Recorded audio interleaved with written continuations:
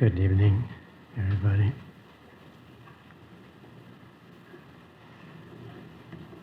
Our subject is the importance of a true guru. We have talked about evolution, and in this evolution, the soul goes through 3 phases. The first, which is the longest and the most painful one, that is the one when God teaches through the law of karma. A man gradually learns through his mostly the wrong actions and wrong thoughts.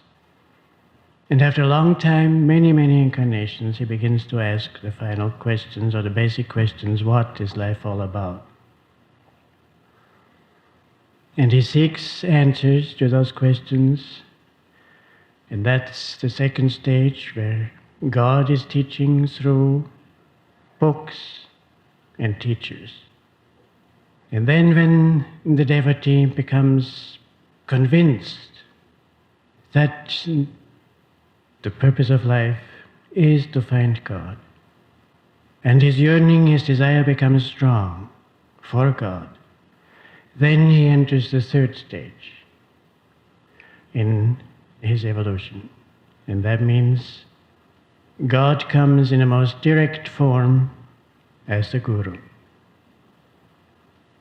Now, the word guru the meaning of the word guru has degenerated, even in India, due to the fact that, particularly in the Dark Ages, there are not many true gurus around, They are not growing on trees.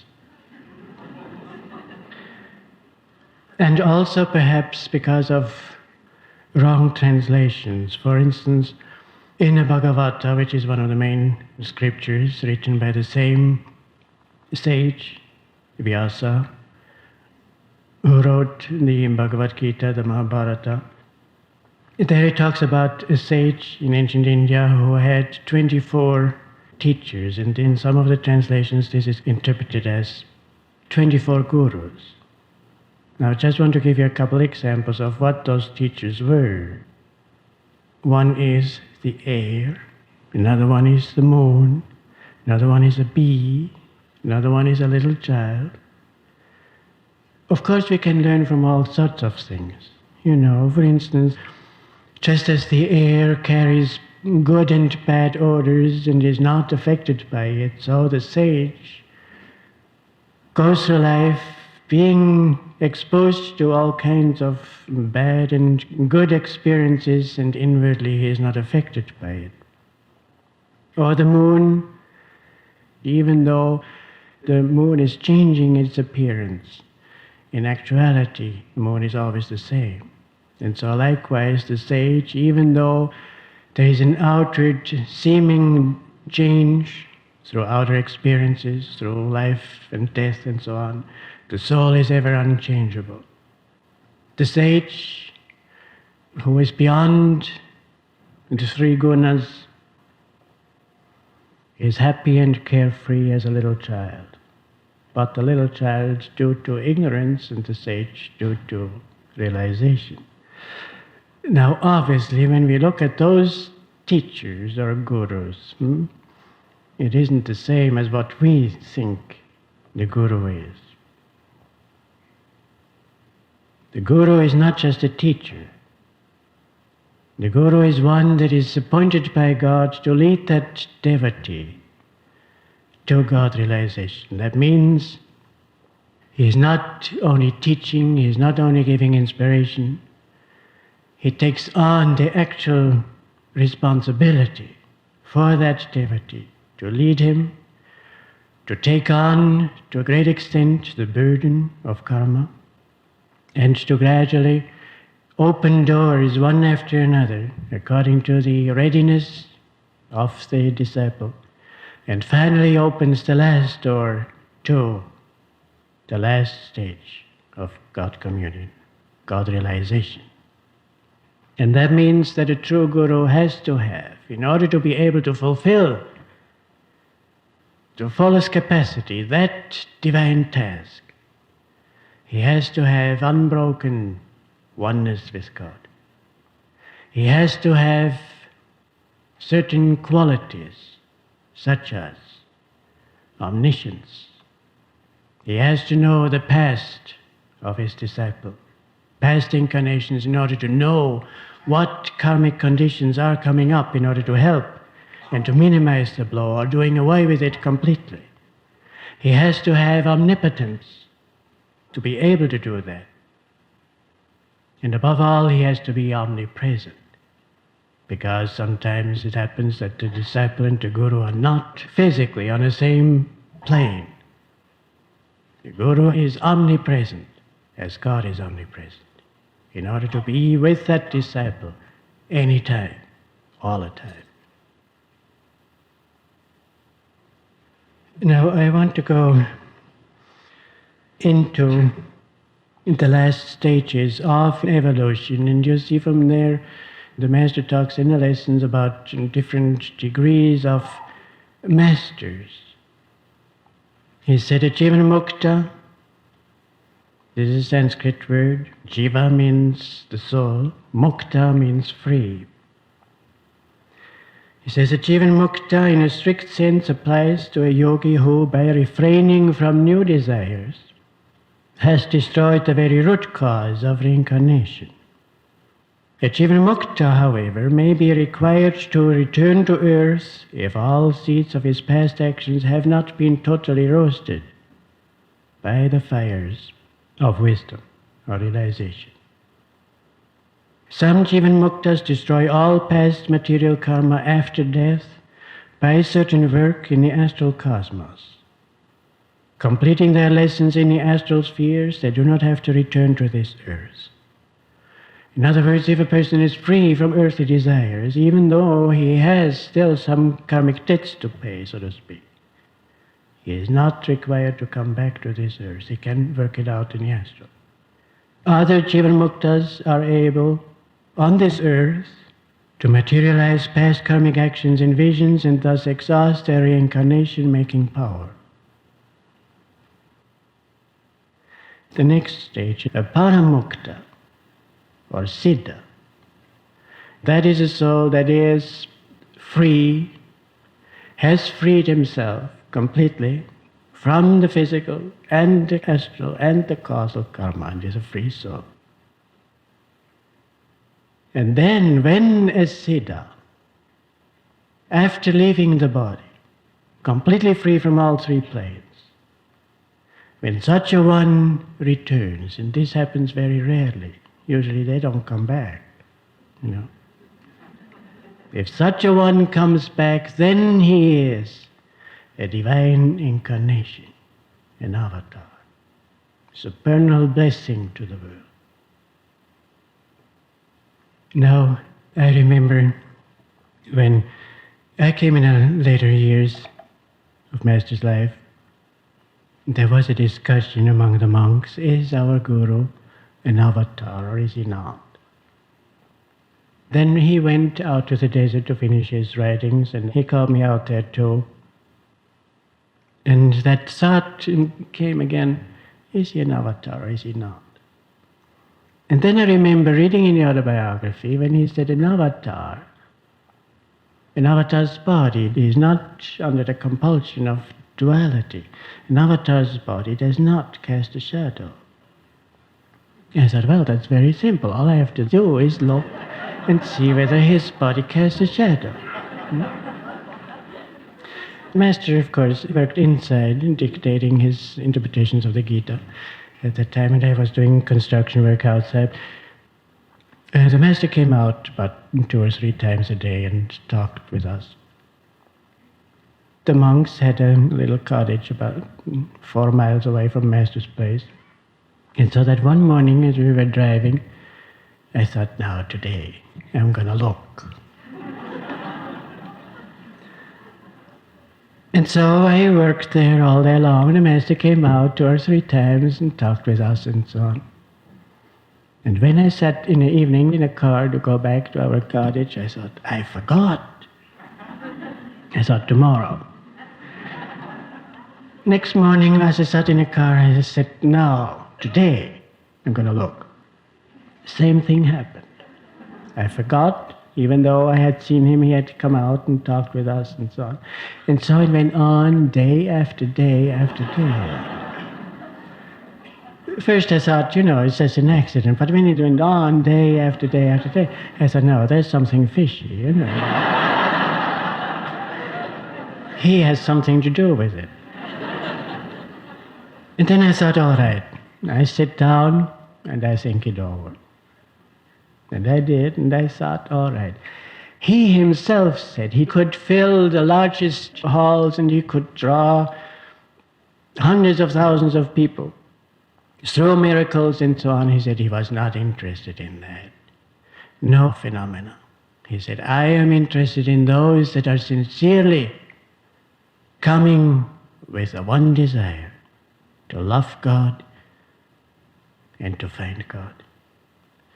And then I thought, even though he is an avatar, because he is not interested in phenomena, he would cast a shadow, even though he is an avatar. So I was perfectly satisfied. Then the next day, the Master came out and we were talking, and I saw a shadow.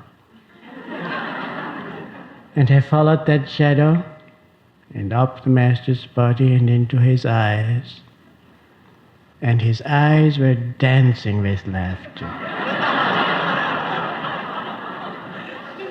And then with his cane, playfully, he hit me a little bit on my leg. Didn't say a word. I didn't say a word because I was perfectly satisfied. And then later, when I was back in Mount Washington, one of the monks asked the Master a straight question. He said, Sir, are you an avatar? As if, what is an avatar?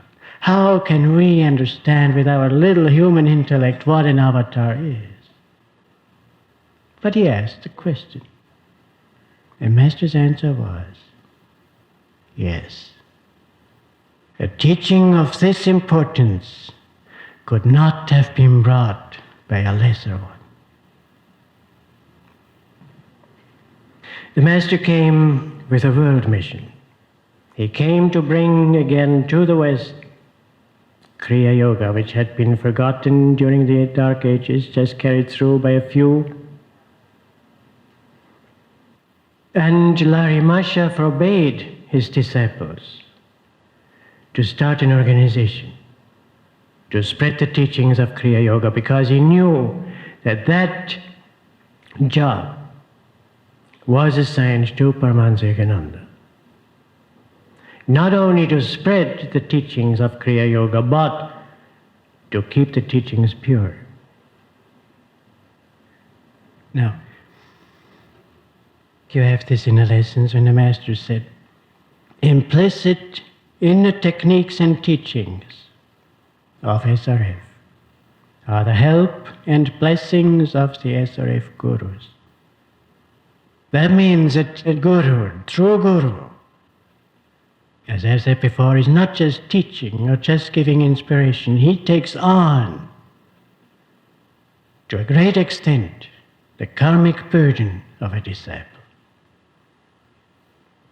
Now, what is this teaching? We are too close yet to the beginning. We do not see the greatness yet and the influence in the world, because it's just beginning. I remember the Master one time saying, millions will find God through these teachings. And when one of the monks looked at him questioningly as if he must have exaggerated at this time, the Master's answer was very emphatically, and I do not mean thousands, I mean millions. And the Master said, the disciple does 25%, the guru does 25%, and 50% is the grace of God. Now, can you imagine taking 25% of the karma? Who could do that except one that is a divine incarnation? That's why he said, I am the last in the line of SRF gurus. Who else could do that? It would be, humanly speaking and metaphysically speaking, an impossibility to take that responsibility, that load of that many disciples. I remember in the beginning, when I came to Mount Washington, I saw all the devotees there. And then I went to Lake Shrine, I saw Encinitas, and I said, how more. I didn't even think of, worldwide. I thought, how can he possibly take on that many disciples? Obviously, a Jivanmukta could not do it. One that is still working out his own karma, isn't it? Even a Siddha could not take on that tremendous task. It takes an avatar. I just want you to be, because every once in a while somebody thinks, well, this or that person is a guru. Or some people are giving initiation outside that have broken away from SRF. Some of them declaring themselves guru. Don't be deceived. It takes a divine incarnation to take on that task worldwide, generation after generation. That's why Rajarshi Janakananda, who was a Siddha, Master said in the first convocation after Master's passing, convocation of 1952, there will be no other Guru. He will always be our Guru. I didn't finish the first story about that shadow. Because in the next edition of the autobiography, the edition of 1951, Master gave me a copy of it, and he wrote something in it. And when I looked up that passage about the shadow, I saw he had changed it. It didn't say anymore, the avatar's body does not cast the shadow. It says now, since then, an avatar's body, on occasion, does not change.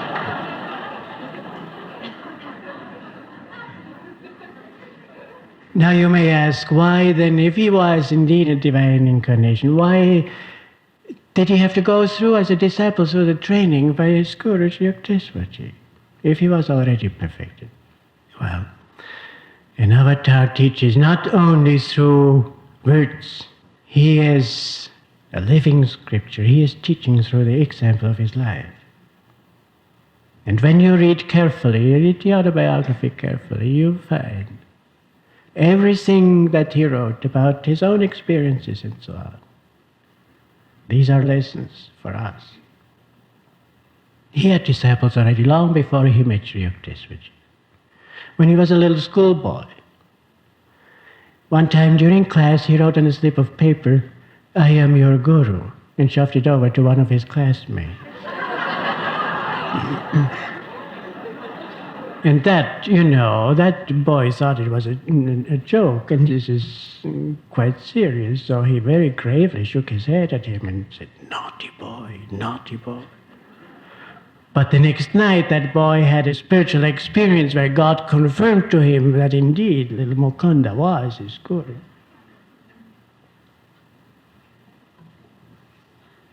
In the Gita, in the 6th chapter, it says, "That yogi stays forever in me, who, anchored in divine unity, whatever his mode of existence, realizes me as pervading all beings." Whatever his mode of existence. Whatever the outer role.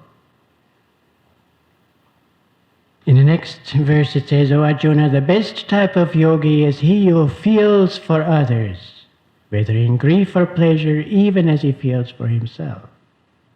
And the Master wrote about this passage, "The yogi who is one with the Father is simultaneously conscious of the smallest and the greatest happenings in the universe." Can you imagine that?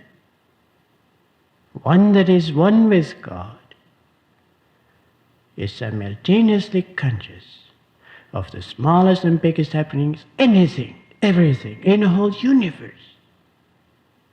It's beyond human conception.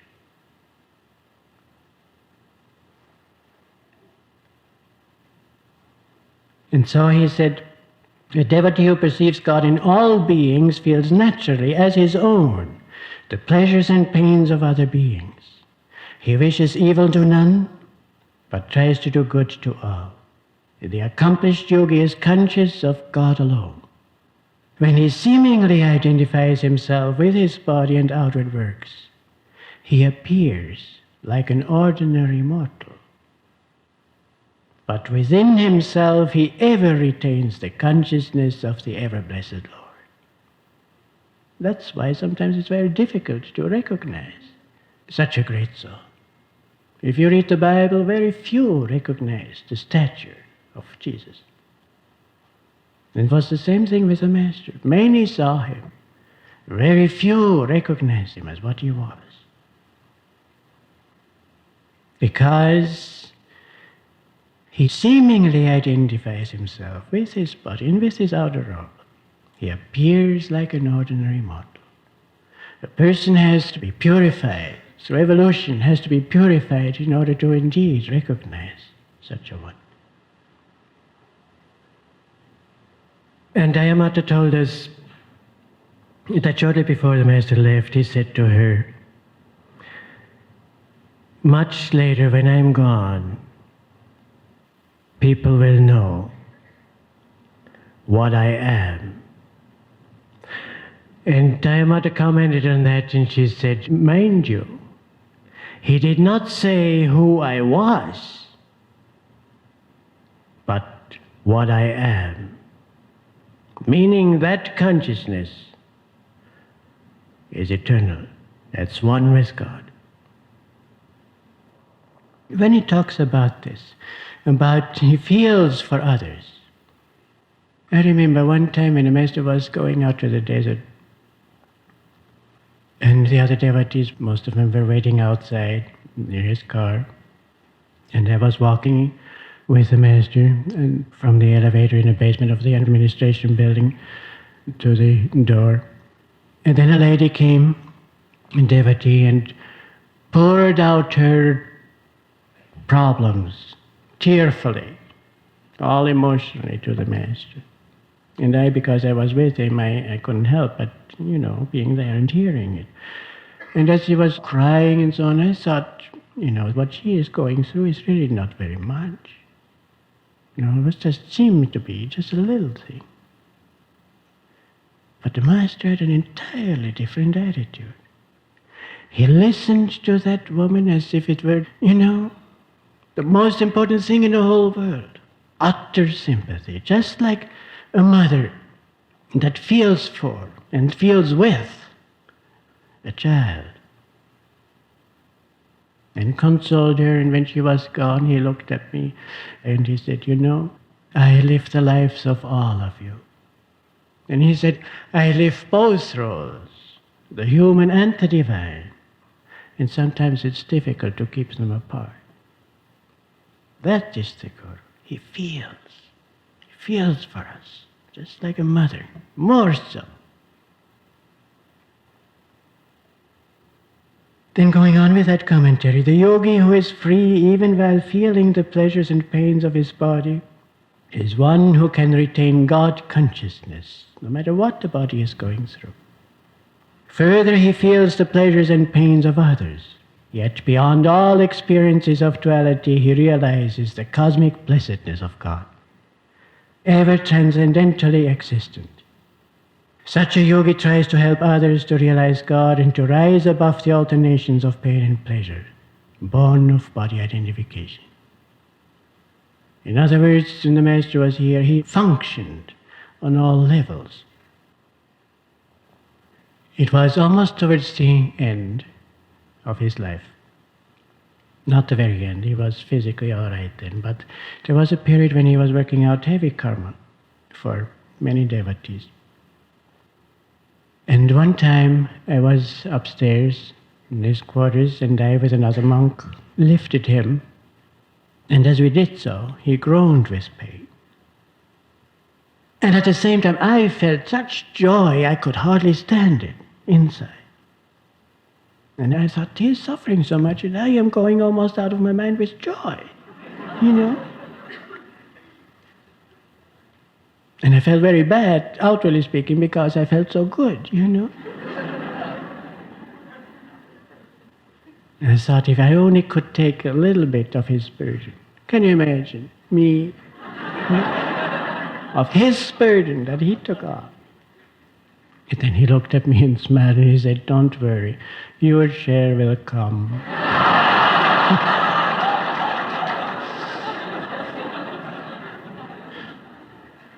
But then later on, when I was alone, I thought it over and I thought, how is it possible that I felt such joy when he was in agony? And then I thought, he just wanted to show to me. Physically, yes. Inside, untouched. Bliss of God. And I, perhaps because of my sympathy, had tuned in to a higher level of his being. And I felt as much or more than I could take at that time of the bliss which he is. Now, maybe some of you are still searching and are not quite sure who your Guru is. I quote from Sri Yukteswar's Holy Science when he says, "When man becomes able to conceive the sublime status of his divine brothers, he may be fortunate in remaining in their company and in securing help from any one of them whom he may choose as his spiritual preceptor, the Satguru, the Savior."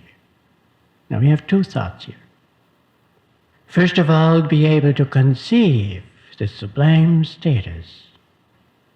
As I have mentioned before, very few can do that, are ready to do that.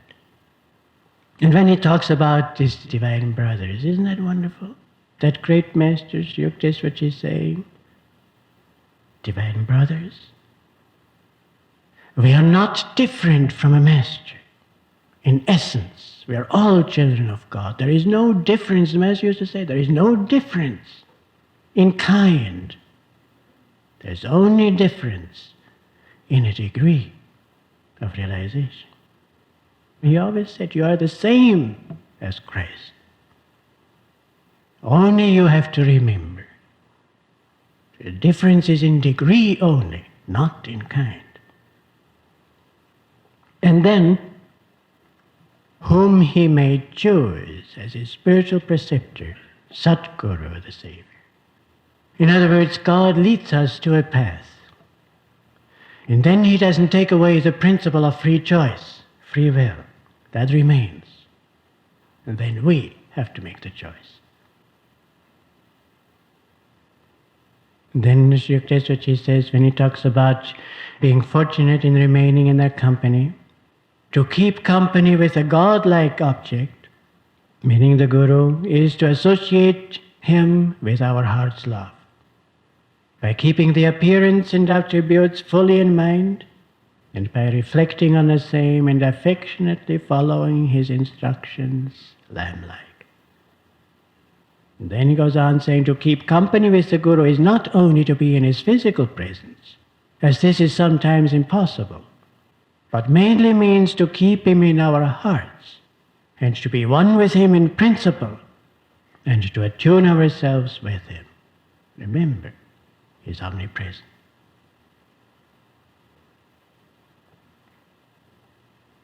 When we talk about attunement, Gyanamata, one of the great disciples of Master, wrote this. After you left Seattle, he went there in 1924, I asked myself, what method could I take to be receptive to you? I could think of no other way than by keeping you before my mind by deliberate acts. So at 7 o'clock each morning I stopped whatever I was doing and concentrated for a moment, saying, he is praying for me. See how beautiful this is. Make it personal, Make it personal. The more personal you make it, the greater is the attunement. The closer you are, the more receptive you are. Think he came from me. He is blessing me. He is helping me. Now, whenever you think of it, that's the truth.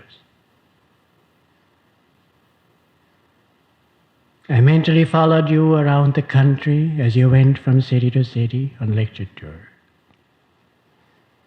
Do you remember when you came to my house in Seattle?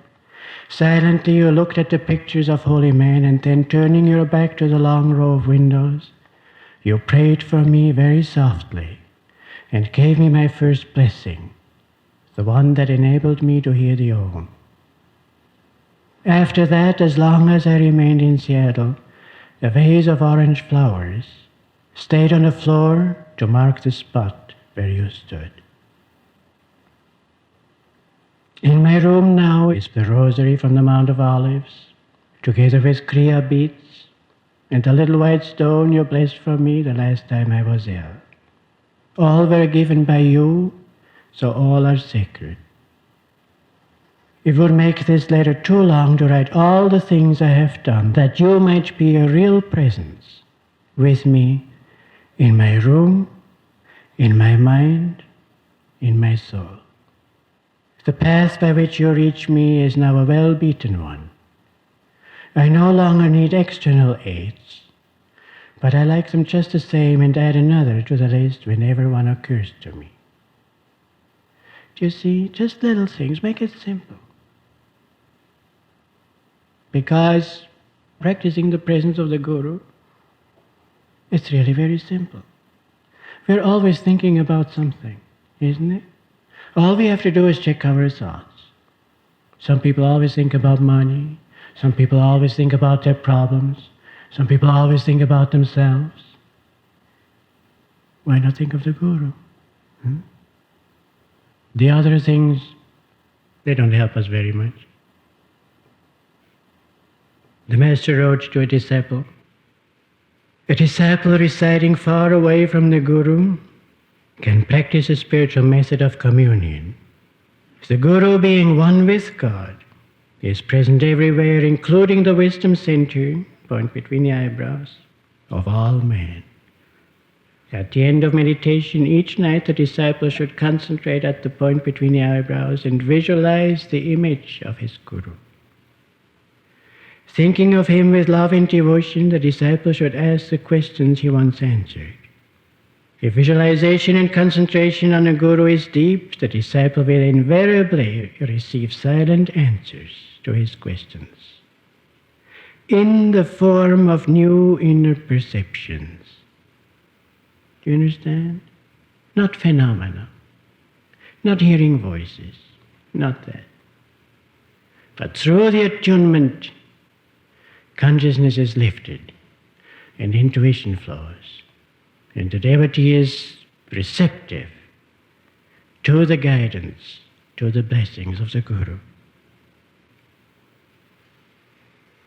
And as Sri Yukteswar said to keep him in our hearts, in a letter the Master wrote to a disciple, spiritually I have contacted you many times. One time, it was a lay member, I think. The Master told him to keep in spiritual company. And the man said, what about when I'm alone? When I'm not able to be with spiritual company? Then the Master said, am I not always with you? That's what we have to cultivate, that thought. He is always with us. Going on, the Master said, and your devotion has taken vibrations from me lots of times. That is what Jesus meant when he said, who touched me? Virtue has gone out of me. The physical contact and letters too are not always necessary. For if the devotee with deep mental concentration broadcasts to his Guru, the Guru receives and likewise silently sends forth the help needed. Your difficulty lies in no other thing but that you must reach greater depths in meditation. Why? Because the deeper we go in meditation, the less restless we are. The less restless we are, the more we are able to receive. And be happy to meditate, but never be satisfied, so that you think you have reached the end, and so fail to make deeper efforts in meditation. You must remember that intensity in meditation is of the greatest importance. In another letter he wrote, your attunement with God and Guru gained through meditation is all the more important at this time, For even though you may feel the effects of the medical treatments to a degree, remember that you cannot always realize how much the help of the Great Ones has mitigated those effects. In another letter he wrote, one should not be afraid of working in the spine in a spiritual way, meaning through the techniques and particularly through Kriya. It is always best to proceed under the protecting guidance of a self-realized Guru. For to find God, one must have a Guru. SRF has its Guru, and one has only to tune in with him deeply to find all the guidance he needs. It is inwardly rather than outwardly that the Guru guides one safely through the endless dangers and deceptions of delusion. Another thing is obedience to the Guru. As Sri Yukteswarji said, one should follow lamb-like, which is not so easy. But for incarnations we have followed our ego, and look where it got us. And so obedience to the Guru means destroying the ego. One time, it was during a special occasion, the Master gave to a devotee a yellow rose. And she said, no, I don't want a yellow one, I want a red one. The Master said, what I give, you take. Now we think this is ridiculous, isn't it? When the Guru gives me a yellow rose, I would be happy to receive a yellow rose. Why should I say, I don't want that, I want a red one? But when we analyze our lives,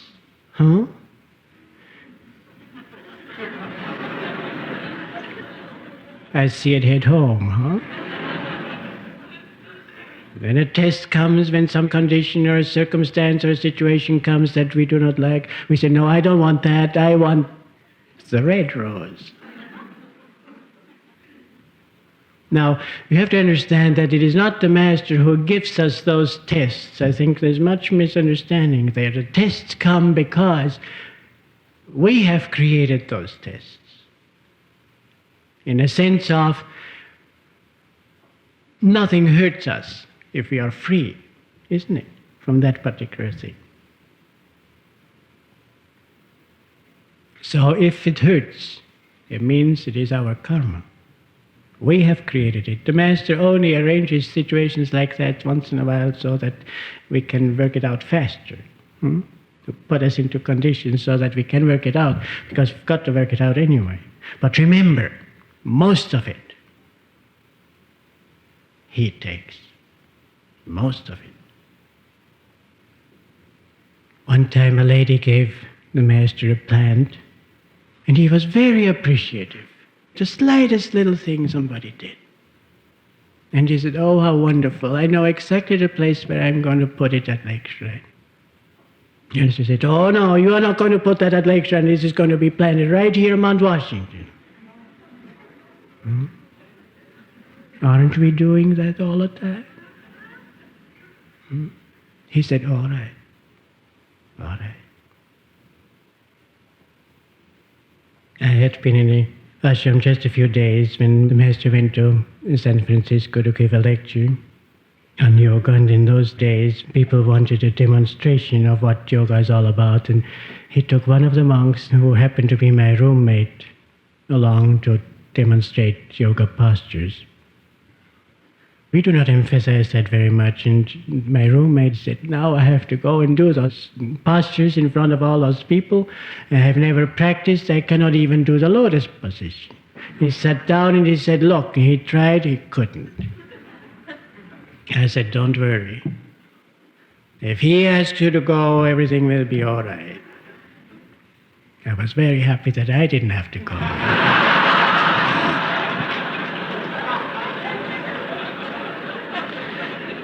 So they went, and after a few days they came back, and my roommate was radiant. He said, everything went just as if I had practiced all my life. He called the posture, and I did it just like that. He said, now I can do them all. Look, he sat on the floor, tried the lotus posture, No more. Didn't work. Now that, of course, that story went around the ashram, And then when the time came for the dedication of Lakeside, there was also going to be a yoga posture demonstration. And one young boy, a teenager, he asked the master whether he could be in that group. He wanted to be, in the center of attention. And also he couldn't do some of the asanas, but he thought, well, in front of all those people, he's got to help me. And he pleaded with the master, and finally the master said, all right, you can. Well, some of the postures he could not do, and the master did not help him, in spite of all that were present, That taught me one of the greatest things. The one he held because it was an order and he went. He surrendered. The other one, he didn't help him because his motive was selfish. And he calculated that there he has to, he's got to, otherwise he will lose his reputation as a teacher, as a guru. Master didn't help him. He didn't care for his own personal reputation if it was necessary to teach a disciple a lesson. It is not a question of outer attention. One time for several days, the master ignored me completely. And one day, as he came down with the elevator, we were waiting, the monks were waiting on the ground floor. And when he came out, I knelt down, as we usually did, to take the dust off his feet. And as I did so, I thought, he's going to ignore me again today. And Master, he had a shawl on. Like lightning, he took that shawl off and wrapped it around my head like a turban. And then he cried, look at him! Look at the Pasha! Everybody look at him! I thought I'd crawl right into the ground and never come up again. That taught me, it isn't the outer attention, the outer consolation or outer whatever recognition. That only satisfies the ego. It's the inner which counts. That satisfies the soul. Now, the most important thing is loyalty. Loyalty is the highest spiritual law. And disloyalty is the greatest crime, so to speak, against God. The turmoil, the changes that are going on outside in the world, it has very deeply affected, unfortunately, man's consciousness. Man has become restless. Man has forgotten that in spite of all the outer changes, there are eternal laws, no matter what the age, no matter what the outer conditions. Those laws remain. And one of them is highest loyalty.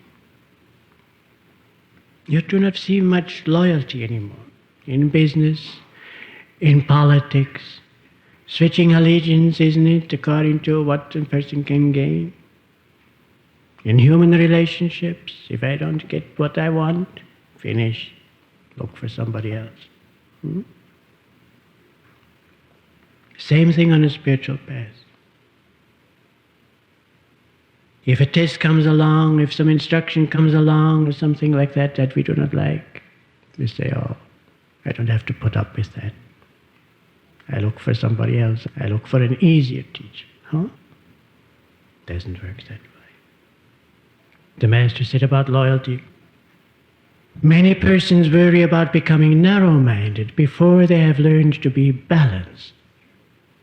Superficial seekers in their wish to appear broad-minded indiscriminately absorb different ideas without first distilling the essence of truth within them by realization. The result is a spiritually weak, diluted consciousness. So I regard lovingly all true religious paths and all true spiritual teachers. You'll see that I am one-pointedly loyal to my own. All true religions lead to God. Seek until you find the spiritual teaching which draws and fully satisfies your own heart. And once having found it, let nothing touch your loyalty again. Give that path your full attention, put your entire consciousness upon it, and you will find the results you are seeking. He said also, I can help you more if you are not diluting your forces. Attunement with the Guru comes through 100% loyalty to him and his associates and activities, through willing obedience to his counsel, whether verbal or written instruction, through visualizing him in a spiritual eye, and through unconditional devotion.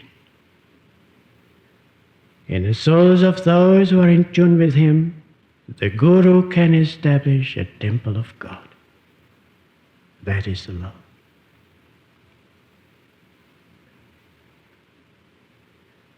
I want to give some more quotations from the Master.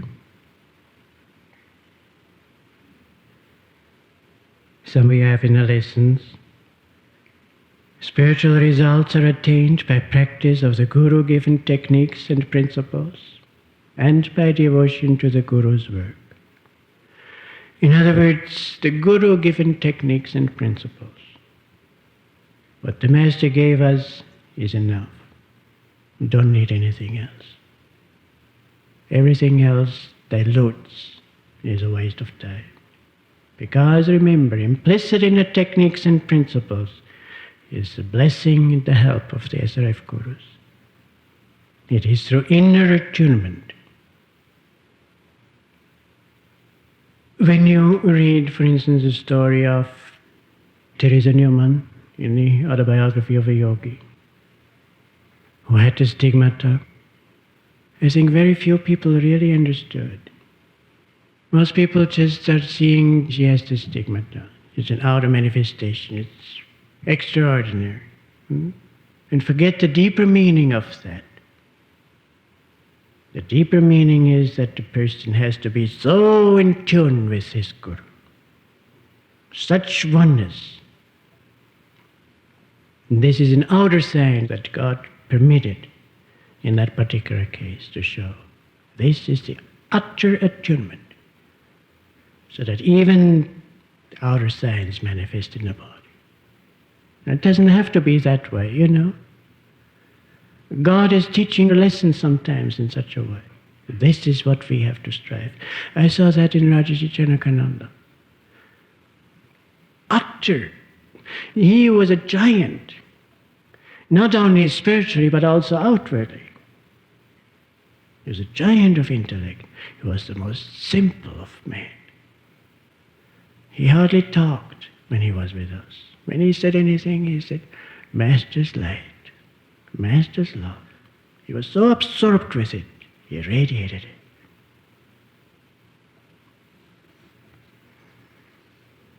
Going on, the Master said, God has sent you all to me, and I shall never fail you.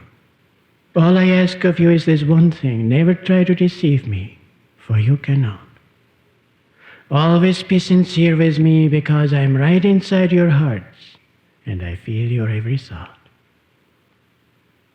My help will always be with true devotees all over the world, even when I am gone, if they keep in tune with me. Never think for a moment that when I am physically absent from you all, I am not spiritually with you. I shall be just as deeply concerned for your spiritual welfare. When I am no longer in this body, as I am now, I am and shall be watching every minute over each one of you. And whenever a true devotee thinks of me in the silent depths of his soul, he will know that I am near. I want to remain steadily in the Spirit of God, which doesn't mean far away. You know, we always think He's far away. God is far away, Guru is far away, He's right here. It's the hardest thing to accept. That I can give you something, that I can saturate you, bathe you and change you forever, forever and forever in this infinite ocean of light that I behold.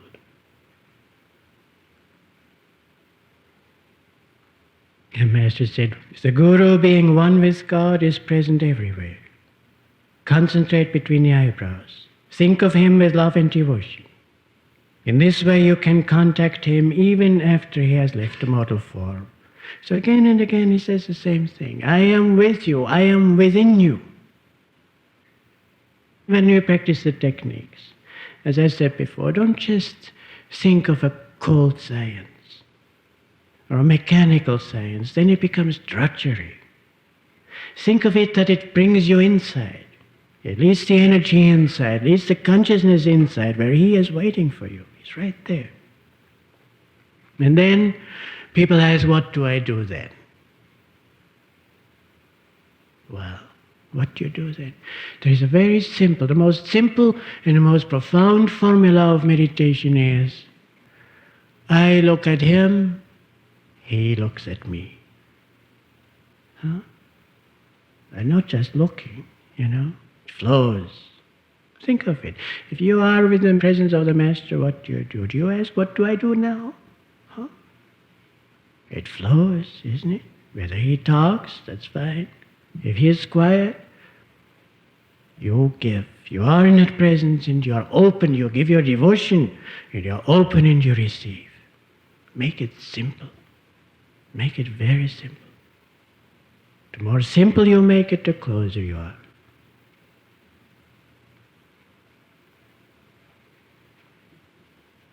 A master whose center of consciousness is cosmic consciousness is always awakened spirit.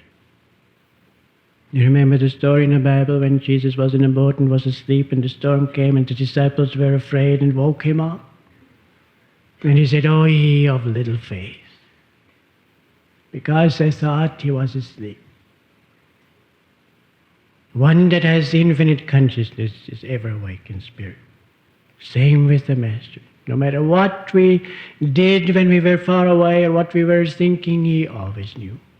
And when he felt it was important, he let us know. Usually he didn't have to because we knew he knew. That was enough.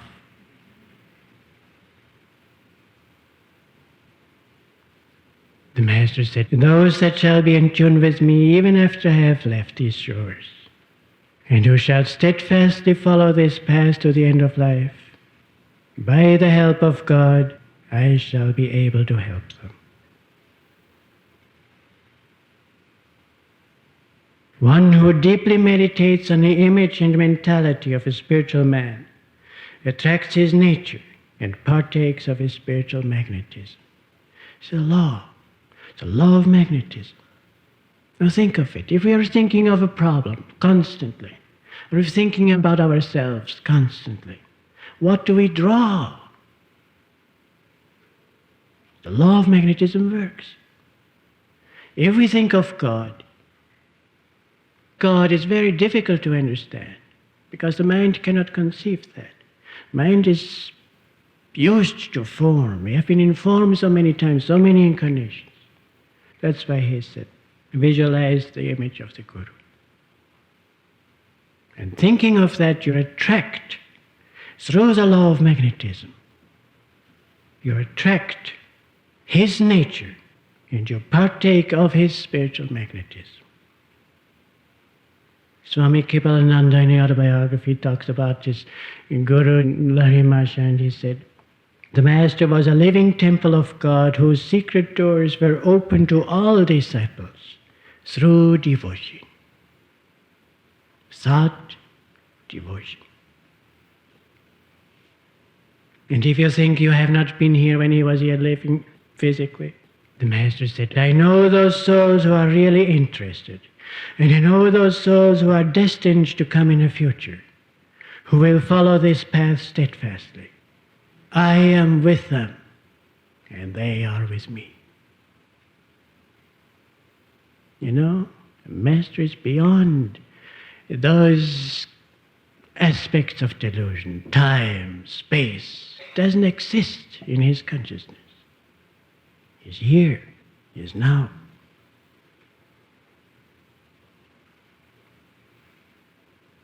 the first anniversary of his Mahasamadhi.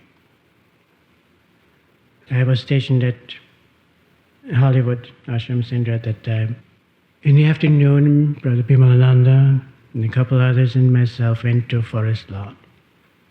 And as we stood there in front of the crypt, in front of that wall behind which his body is, all of a sudden, the most tremendous experience I had, I felt his presence not coming out of that wall, but right within me, right inside. And then I thought, he is trying to teach me. You don't have to go any particular place. I am with you. I am right within you. Think about that. Practice that. The Master said, I am in your heart. Think of it. Isn't it true that when you have a toothache, part of your consciousness is always inside, in your mouth, on that blasted tooth? Huh? Isn't it true? If that toothache is pretty strong, the greatest portion of your consciousness is in your mouth. Isn't it?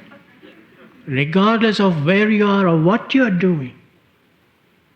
Isn't it true? A woman that is expecting a baby, isn't it true that part of her consciousness is always inside on that baby? The Master said, always remain inside. Always keep a portion of your consciousness inside. You try it sometime. It will change your whole life. You always have a portion of your consciousness inside. You are living. You are acting from a center of peace, of inner attunement. It doesn't mean that you cannot do your work, you can do it better. You are less disturbed. You are functioning on a higher level of consciousness. And when he said so beautifully in his chant, think ye in thy heart, lotus feet of thy Guru, if you want to cross the ocean of deluge. It is so simple. And in meditation, same thing. Think of him being in a Christ center, or think of him being in your heart. That's sometimes even better because Christ center is so close to the brain and to the monkey mind. Huh? But if you're down there, you feel he is right there. It is that close. It's the greatest delusion. I always see this in personal interviews and so on. People think he is far away. You've got to cultivate that. Got to cultivate that. He is your own. He is the one that has taken charge, taken on the responsibility for your illumination, your freedom in God. Most loving, even in little ways. Now, I don't know, did I tell you that story? A couple of days before he left his body, I had a very strong urge to keep everything, to save everything that he had touched. That evening I had to go on an errand, and I came back and I was dressed in a suit and tie. And the Master had been out also, and he came back, and I was still dressed. And usually, many times when he came, he took my arm to walk to the elevator. And I thought, well, I have this suit on now. I thought, if he is doing that again, I cannot save the whole coat. I'm going to cut off that sleeve and save that. Well, when he got out of the car, he called me. And then he took my hand. Very carefully, not to touch my coat. And we walked towards the elevator, and the other monks were there. And then he started talking to us. And then very carefully he took out my tie, without touching my coat. And while he was talking, he played with that tie. And then when he was through, he tucked it in again very carefully so as not to touch my coat. And then he smiled at me as if he were saying, are you satisfied now? You know, little things. It's the little things, that little concern satisfying that little desire, so that I wouldn't have to cut off that sleeve, the tie. I just wanted something, you know. At the very end, the evening before he left, you have read the story when he saw the green coconuts as he entered the building, and he asked somebody to chop one off, and he drank the juice and divided. Each one got a little spoonful of that coconut. And there again, I was not standing right next to him. But I thought, I want all those things that he touched. I didn't say it, you know. But one by one, when he was through, he handed me the empty coconut shell. He handed me the spoon. and he reached over and he handed me the little dish towel with which he had wiped his hands. Satisfying even little desires. And he's so appreciative. Whatever you do, whatever it is, you know, we think in terms of, I have to do big things for him. No. It's anything that comes from the heart. So whatever you do for him, for his work, remember, he accepts, you are blessed. It's the greatest thing. I don't see how anyone can exist and keep his sanity in this world today without the Guru. And with that you have a security. Not only in this life. There is no condition. That relationship is not conditioned by time and space. It doesn't last just a few months or a few years or to the end of life and then it is over.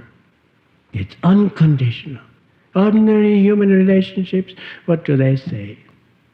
When you die, when you're ready to go, what can I do? Huh?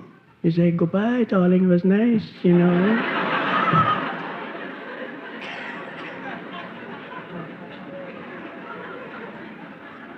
But he is right there. He is right there. He said, I will be there when your greatest need comes. And I saw that one of the monks was Brother Sharanananda. Some of you have known him. He was sick in the last part. And for a while I was taking care of him. He knew it was coming close. And he said, you know, no matter how much I tried, I never could really go deep in meditation. I said, don't worry. With your devotion and with your service, with your sincerity to the Guru, you'll be all right. And when he was in the hospital, just a couple of days before he passed, he was radiant. He said, Master came to me and he gave me the experience. I have seen the living God. You know, when you see that, when you hear that. Then he said, do you take me now? Master said, not quite yet. He had been, before he became a monk, he was married. He had a son, and his heart's desire was to bring that son on a path. He gave him the autobiography and nothing happened.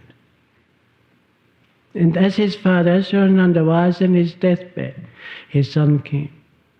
And he said, Father, now finally I realize what this is all about. I read the autobiography again and now I'm ready to start on this path. And Sharananda, it was the last desire that he had. The Master waited, fulfilled that last desire, and then he said, now. That's the relationship. Unconditional. Unconditional love. Unconditional loyalty. That's why he used to say, God does not mind your mistakes. He minds your indifference. And so I close with those beautiful words of Kabir, a great saint a few centuries ago. He said, the Guru is great beyond words, and great is the good fortune of the disciple. God bless you all.